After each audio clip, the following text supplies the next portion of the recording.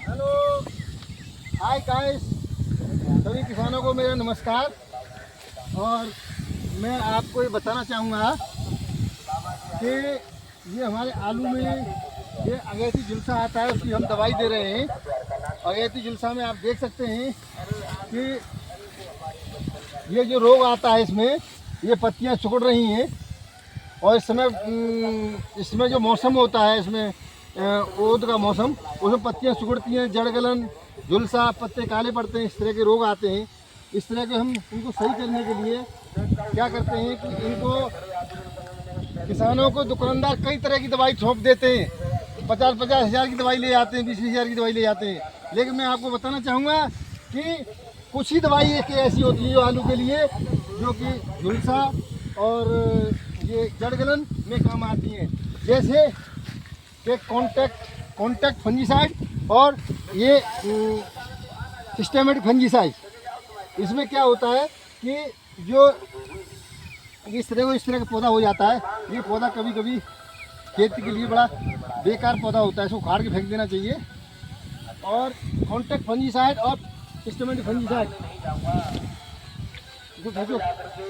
तो जिसमें contact fungicide में मैनकोजेब और कार्बनडाजिम, मैनकोजेब 12% और कार्बनडाजिम 70%, इस तरह की दवाई देनी चाहिए, जिससे कि ये कॉन्टैक्ट में आकर के, पत्तों के संपर्क में आकर के ये जो भी रोग होंगे वो सही हो जाएंगे।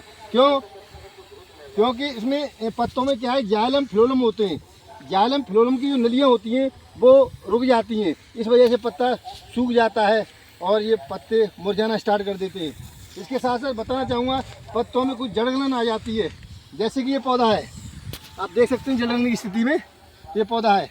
इन पौधों के लिए हम क्या है कि थायोमिथाइल का प्रयोग कर रहे हैं, बावस्टीन कंपनी की थायोमिथाइल, जो कि इसमें सबसे बढ़िया कारगर आती है। कॉन्टैक्ट फंजीसाइड और सिस्टेमेटिक फंजीसाइड, थायोमिथाइल सिस्टेमेटिक फंजीसाइड, जो कि पौधों के लिए बहुत ज़रूरी काम आती है। आपको सबसे पहले आपको कार्बनडाजिम, मैनकोजेब और सिस्टेमेटिक फंजीसाइड यानी थायोमिथाइल का स्प्रे करना चाहिए।